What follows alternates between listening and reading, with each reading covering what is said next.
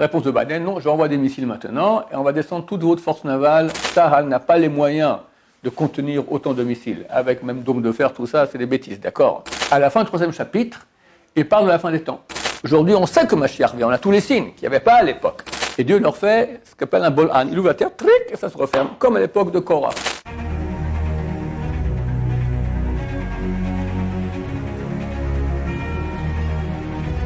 Ce show dédié pour la Refoua Shema, la guérison complète et rapide de Ethel Miriam Bat Shirel, Bezrat Hashem. Tov, alors le Newsweek, hier, Newsweek c'est quand même un journal américain sérieux, annonce, enfin un homme du Pentagone, quelqu'un du Pentagone a annoncé que l'Amérique envoyait des missiles terre-mer en Ukraine pour descendre toute l'armée navale, d'accord, les bateaux de guerre russes qui sont en mer Noire. Il y a beaucoup de bateaux ukrainiens pleins de blé qui sont bloqués. Il y a un blocus marin russe empêchant ces bateaux ukrainiens pleins de blé de sortir. Et Biden a dit qu'à cause de cela, il y a 18 millions de personnes qui vont mourir de faim. Donc pour lui, c'est un très bon alibi parce qu'il ne veut pas arrêter la guerre, Biden. Il veut la guerre jusqu'au bout, il veut la peau de Poutine. Il veut que Poutine envoie une bombe atomique pour lui, alors, après, donc, donner un bon alibi, une légitimation d'envoyer lui-même aussi les bombes atomiques sur la Russie et terminer. Un des grands politiciens russes a dit, j'oublie son nom, Medvedev, quelque chose comme ça, il a dit aux Américains, écoutez, vous nous demandez d'arrêter le boycott naval. Alors arrêtez-vous le boycott des sanctions économiques.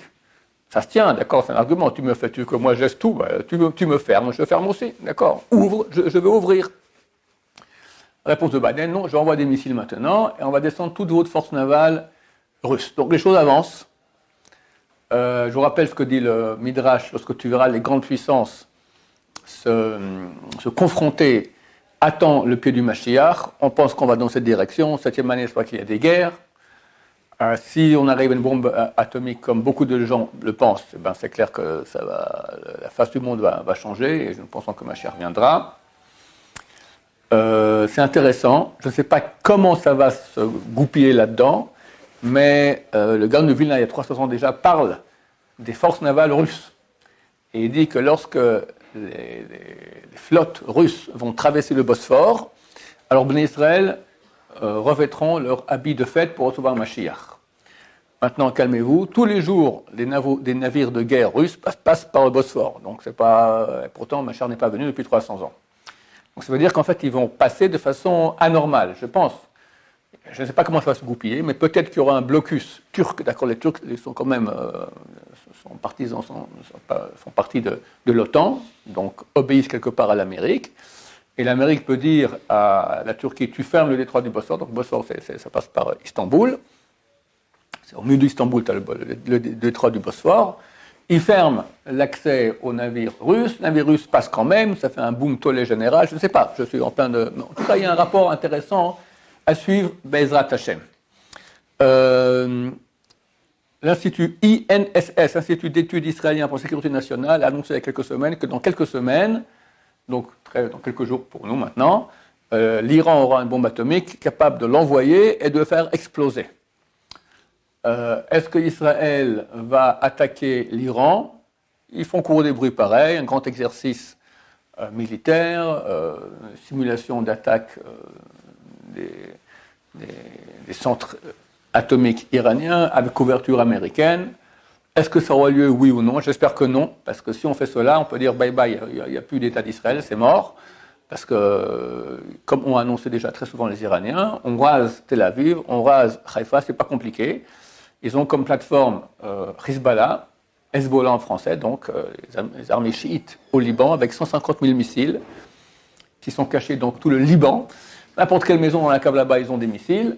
Et parmi ces missiles, il y a beaucoup de missiles de haute précision. Comme on dit les Iraniens, chaque maison est visée, est clair, voilà, c'est tout. Donc, et c'est clair que Tsahal n'a pas les moyens de contenir autant de missiles. Avec même dôme de fer, tout ça, c'est des bêtises, d'accord? Donc on espère qu'ils ne vont pas attaquer. Quelqu'un m'a dit hier, c'est certain qu'ils ne vont pas attaquer, c'est tout du blabla. parce que les centres atomiques, d'accord, sont une centaine de mètres sous terre avec des dizaines de mètres de béton armé. Tu peux bombarder tant que tu veux. Ce moyen, c'est aller là-bas sur place et faire exploser. Mais sur place, il y a une armée entière qui protège. Donc, ça n'a pas l'air du tout. J'espère qu'ils ne vont pas faire cette bêtise d'attaquer l'Iran. C'est vrai que l'Iran aura une bombe atomique. Bon, mais nous, on a Hachem, et j'espère que Hachem, Dieu s'occupera de tout cela. En tout cas, pourquoi je vous dis tout ça? Pour nous dire que les choses avancent. Et alors, il faut se préparer. La prophétie s'arrête début construction du deuxième temple. Le dernier prophète s'appelle Haggai, Zecharia, Malachi. Ils font partie des sages de la grande assemblée, 300 sages qui avaient la construction du deuxième temple, ceux qui ont institué la prière, et parmi eux, donc, il y avait quelques prophètes. Le dernier prophète, c'est Malachi. 3 chapitres. À la fin du 3e chapitre, il parle de la fin des temps. Et il dit que, voici, j'envoie Eliyahu Navi, qui va ramener le cœur des enfants à leur père, et le cœur de père à leurs enfants. Le père, il est religieux, le gosse, il part en cacahuète, et hop, vient Eliyahu Navi avec sa baguette magique, le touche, tiens, ping, tiens, viens, passe quelques jours à l'Yeshiva, regarde quelques cours sur Internet, ouvre un bouquin, et hop, il fait tchouva, grâce à Eliyahu Navi. Ou le fils est bien, et le père, ça arrive aujourd'hui, hélas aussi, d'accord, c'est lui qui pète un câble, il commence à regarder Internet, il tombe dans des trucs terribles, puis après, vient Eliyahu Navi, le réveille, ping, sa baguette magique, et qu'il s'agoya, il revient, Baruch Hashem devient un bon juif. Peine, comme dernier mot de cette prophétie, c'est les derniers mots de toutes les prophéties, Pen avo vaake haaretz charem, de peur que je vienne et ne frappe la terre d'anathème. Anathème, c'est un bon savant en français, d'accord, c'est quelqu'un on le met hors de la communauté, d'accord, on le retranche, de peur que je retranche la terre. Bon, ça veut dire un fléau terrible sur la terre d'Israël, à Dieu ne plaise. Donc, il y a nécessité de tchouva. Juste avant, dans le texte, c'est marqué, voici, je vais faire apparaître un soleil réparateur pour les tzadikim qui attendent la Géoula, qui font tout pour servir Hachem. Hachem se dévoile.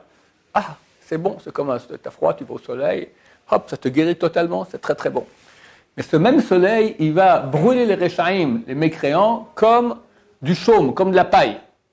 Le même dévoilement de Dieu qui aura quand Mashiach vient, la même chose, c'est pas que Dieu va, d'un côté, il va soigner, réparer, récompenser les tzadikim, et de l'autre côté, il va utiliser une autre arme, pour un autre main, on va dire, pour détruire les mécréants, les vrais mécréants.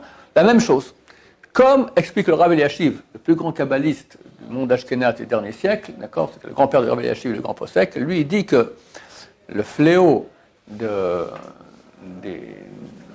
la mort des premiers, de Rocher, des ténèbres, le 9e fléau des 10 plaies, d'accord, des ténèbres, c'est pas que Dieu a amené l'obscurité, il a amené de la lumière. Une lumière spirituelle tellement grande que ça a aveuglé les Égyptiens. Et que lit le texte, où le Bnei Israël aya or bechol monshotam, mais pour les fils d'Israël, il y avait de la lumière dans toute leur demeure. Alors comment Hachem peut amener et la lumière et l'obscurité? Il dit non, il n'y a pas d'obscurité, il a amené que lumière, mais une lumière tellement forte. Quand tu mets un projecteur de 10 000 watts dans les yeux, tu vois plus rien, tu es aveuglé. Alors si tu es habitué déjà à voir la lumière d'Hachem, alors, tu es content. Avant, tu vivais à 100 watts, maintenant, tu as 10 000 watts. C'est agréable. Ah, enfin, plus de mal, tout est terminé. Mais celui qui vit dans le mal et est branché, il n'aime pas Hachem, il n'aime pas la Torah, il n'aime pas le religieux, il n'aime pas les rabbins, tout ça, Burk, d'accord? Quand on vient à la lumière d'Hachem, il est terrorisé, d'accord? C'est clair qu'il y aura une sélection. Vous me dites, oui, mais on a un frère, on a un cousin, on a un père, on a un fils, on a qui sont loin de Torah. Alors, Baruch Hashem, il y a une Gemara dans le traité Sanhedrin, page 111, si je me souviens bien, qui dit comme ça, c'est marqué un par famille et un par ville, et 2 par ville vont survivre. Comme ça dit Resh Lakish.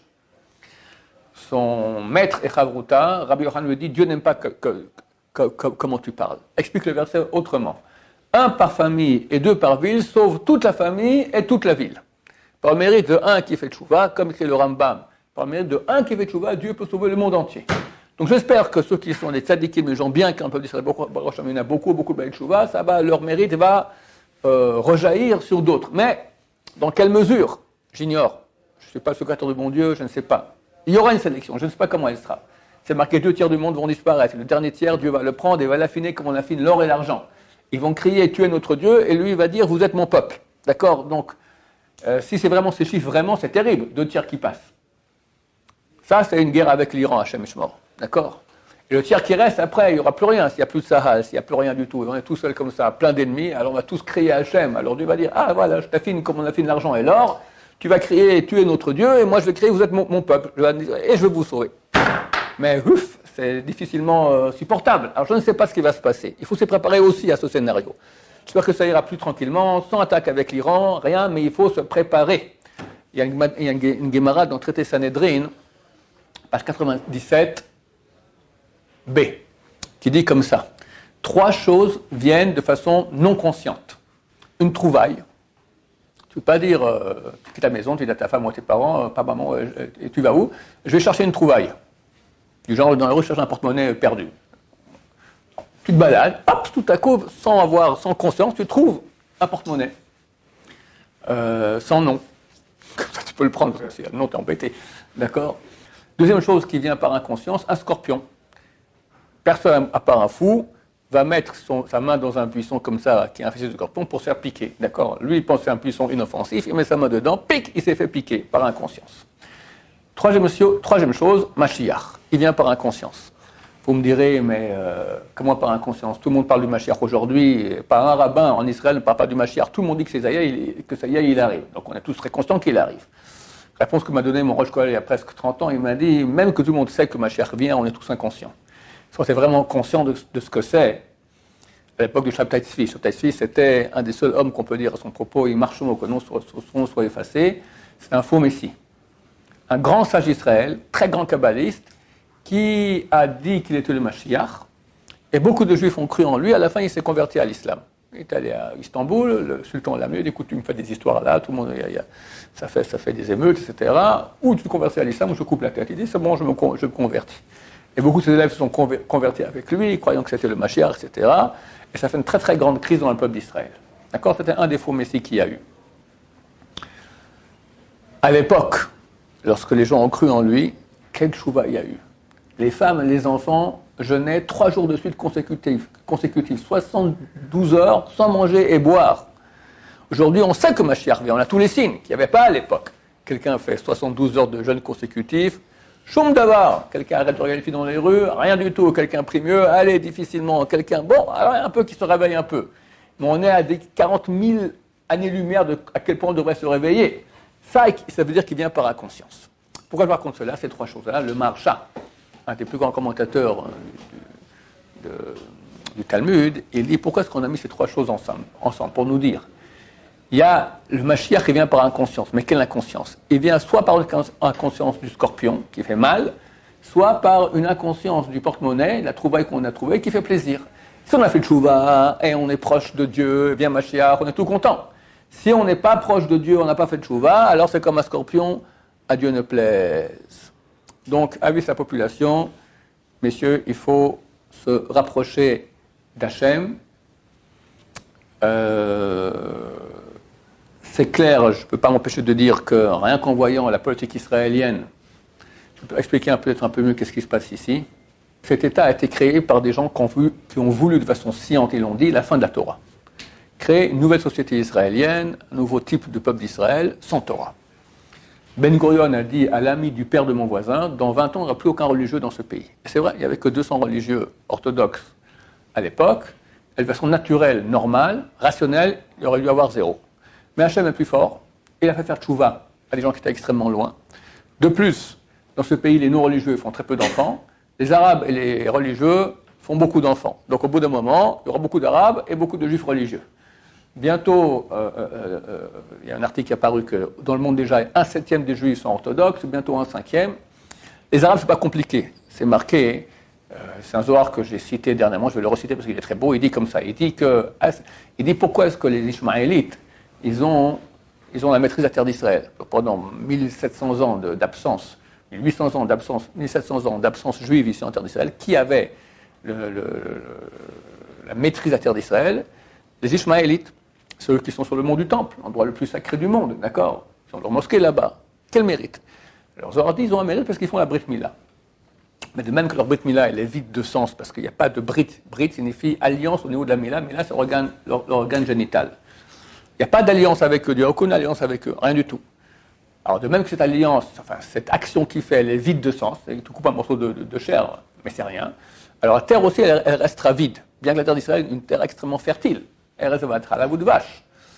Alors voilà, c'est fertile. Je revient le peuple d'Israël. Quand le peuple d'Israël revient, la terre donne ses fruits. Elle reconnaît maintenant son vrai propriétaire, elle donne tous ses fruits. Comme on le voit aujourd'hui, c'est le signe le plus clair, dit la Gemara, dit Rabbi Abba, dans la Gemara traité Sanhedrin, page 87b, ou 98b, dit tu n'as pas le signe plus clair de la fin, ce verset de Yerkel 36 qui dit lorsque la terre d'Israël va donner ses fruits de façon abondante, c'est le signe le plus clair, comme quoi c'est la fin. Le Zohar continue, tout coup il bifurque, il dit ça n'a rien à voir. Et il dit comme ça, il dit à cette époque-là, un peuple va se réveiller du fond du monde pour attaquer Rome, la coupable. Je vais expliquer que je pensais que c'était la Chine qui allait attaquer Taïwan et que viendrait l'Amérique et l'attaquer. Je pense aujourd'hui, parce qu'on ne sait pas exactement ce que ça veut dire, on essaie d'interpréter, que c'est l'Amérique du fond du monde qui va attaquer Rome, la coupable, c'est Moscou, d'accord, la Russie. On sait bien que Esav s'appelle Édom, rouge. Le Midrash dit son armée est rouge, son drapeau est rouge, sa terre est rouge, d'accord, ça correspond tout à fait. Chayava, coupable, ils sont coupables, les Russes, qu'est-ce qu'ils ont fait souffrir au peuple d'Israël? C'est terrible, terrible, terrible, terrible. Dernier, les tsars, on n'en parle pas, les cosaques, on n'en parle pas, mais même Staline, il a tué des millions de juifs dans les goulags en Sibérie. Et puis, c'est une interdiction totale d'étudier la Torah. Tous les Russes qui viennent maintenant, l'hyper-majorité, ils sont complètement à des années-lumière de Torah, ils ne savent rien du tout, parce qu'on les a empêchés avec leur KGB à la loi, d'accord? D'abord le NKVD, après le KGB. Et plusieurs peuples vont venir se greffer à cette guerre qui va durer 3 mois. On y est proche maintenant, la Finlande, la Suède, sont en train de chauffer. Et à la fin, il y aura Zevach Lachem Botzra, c'est une prophétie à la fin de Isaïe, qui dit qu'il y aura un sacrifice à Dieu à Botzra. Là, c'est la fin. Comment ça sera, je ne sais pas, peut-être la bombe atomique, j'ignore. Continue le Zohar et dit, à ce moment, Dieu va prendre la terre d'Israël, va la secouer, et tous les cousins, ils vont partir de la terre. Fini, terminé. Mon père m'a appelé l'autre jour, il m'a dit, c'est terrible. Aujourd'hui, dans le Galil, quelqu'un veut acheter un terrain. S'il est cousin, on lui vend à $40 000 le terrain. S'il est juif, on lui vend à 1,5 million. Le même terrain. D'accord? Et on construit pour eux, L'État d'Israël est en train de travailler pour les cousins. Je dis, papa, t'inquiète pas, ils construisent pour nous. Très bientôt, Dieu va secouer le pays, tous ils vont partir, on aura des maisons tout prêtes pour nous, Bezrat Hashem. Alors continuez à construire, faites-moi un beau palais, Bezrat Hashem, d'accord? Bezrat Hashem. Donc on pense que c'est très proche. Donc l'État d'Israël a voulu créer ici un État anti-juif. Et ils n'ont pas réussi, par miracle extraordinaire. Maintenant, comme c'est le Gaon de Vilna, quand le fruit pousse, c'est le Zohar qui dit cela, quand un fruit pousse, d'abord il y a la clipa, il y a l'écorce. Parce que le fruit est extrêmement fragile. Ça, c'est les 200 familles religieuses qu'il y avait, qui étaient une écorce autour, les forces du mal, d'accord, l'État anti-religieux, qui nous protège, avec une armée, etc., qui nous protège aussi beaucoup des goïms, parce que jamais les goïms auraient accepté qu'il y ait un retour des juifs religieux en terre d'Israël. Dans la théorie chrétienne, alors quand j'ai fait ce cours-là, souvent les chrétiens m'ont écrit, mais non, nous on est pour cela. Mais à l'époque, moi j'ai encore le texte de Civiltà Catholica, qui était la revue officielle du Vatican en 1895. Qu'est-ce qui s'est passé en 1895? C'est le premier congrès sioniste mondial, avec Theodor Herzl, à Bâle.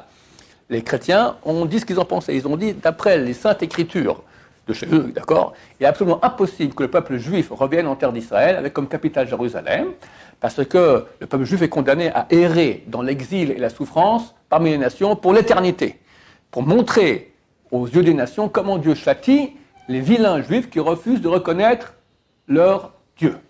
Okay, donc normalement on devait rester en exil et souffrir, comme ça on a une preuve, regardez eux qui ne reconnaissent pas la chrétienté comme ils souffrent, et en plus on peut nous taper dessus, faire des pogroms, tout ça, parce que en fait c'est tout à fait légitime, on n'est que la main longue de Dieu qui punit les vilains juifs qui ne reconnaissent pas encore leur vérité.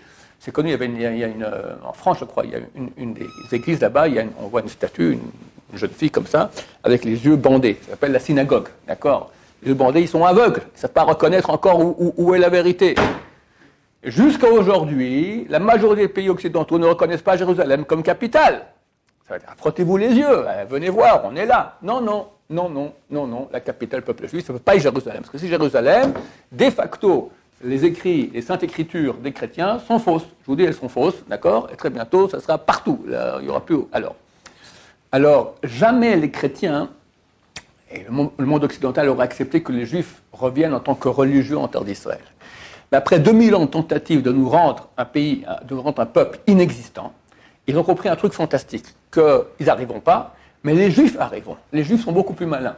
On va créer un État appelé État juif pour les Juifs qui va rendre ce peuple goy. Non juif, non pratiquant, plus rien. Et c'était le but de la création de cet État-là. Et nous, on est passé comme ça camouflé. Attends, le fruit grandit. À un moment, il n'y a plus besoin de la clipa, il n'y a plus besoin de l'écorce. L'écorce dit, attention, c'est nous. Lapide, qu'est-ce qu'il a dit? Nous voulons maintenant la même politique de Ben Gurion, un pays non religieux, comme au début du pays. Il veut ça.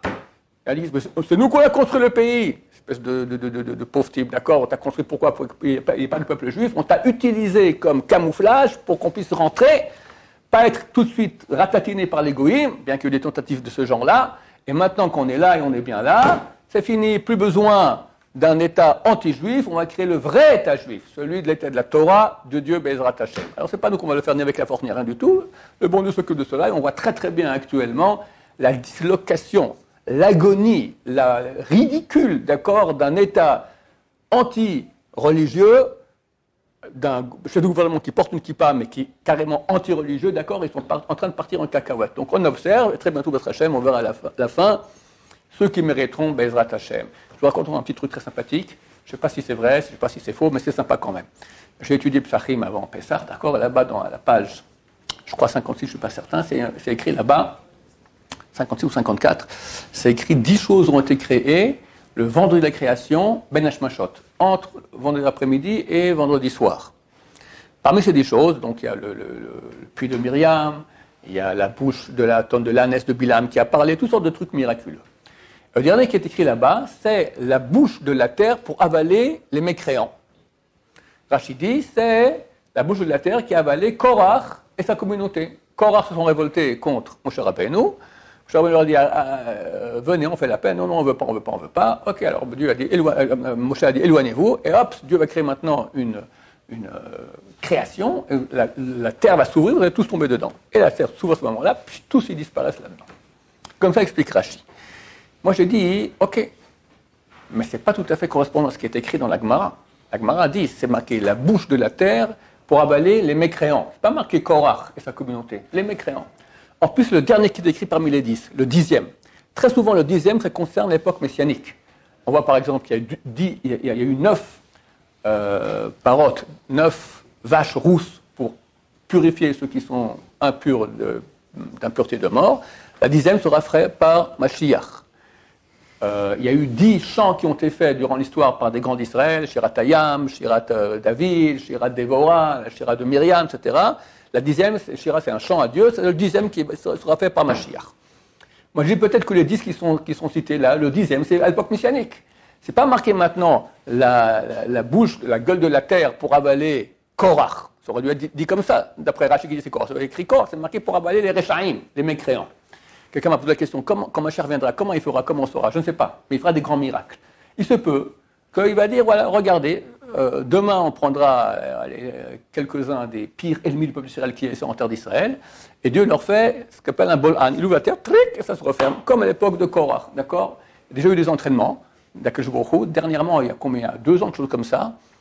Ici, à l'hôpital Shaare Tzedek de Jérusalem, tu as la caméra qui filme, d'accord, et on voit le parking. Tout à coup, on voit, ça s'ouvre comme ça, les bagnoles, comme ça, tombent dans un trou comme ça. Tout à coup, la porte, la terre s'ouvre. C'est inimaginable. C'était pendant la paracha de Korach. C'est en paracha de Korach, c'était. Quelqu'un m'a envoyé cette semaine-là, le fils du Rav Abergel. Après, c'était un des grands kabbalistes qui avait Ruach HaKodesh ici. Il raconte que son père a dit à l'époque messianique, il y aura ça aussi. La terre va s'ouvrir comme ça. Par exemple, je ne sais pas moi, 100 personnes, on ne veut pas qu'il y ait des morts. Par exemple, le palais de la justice, d'accord, en Israël, c'est exactement le contraire de la justice, toute la corruption possible. Ça s'ouvre, ça se ferme, terminé. D'accord, tous les endroits qui sont les ennemis de Dieu, plic. Des cousins qui sont tout à fait des grands ennemis de Dieu qu'on a ici, terroristes, etc. Plic, Bezrat Hashem. Je ne sais pas si c'est vrai, c'est en tout cas très sympathique. Et j'espère qu'on verra Bezrat Hashem de grands miracles très bientôt. Baruch Adonai, Amen va Amen.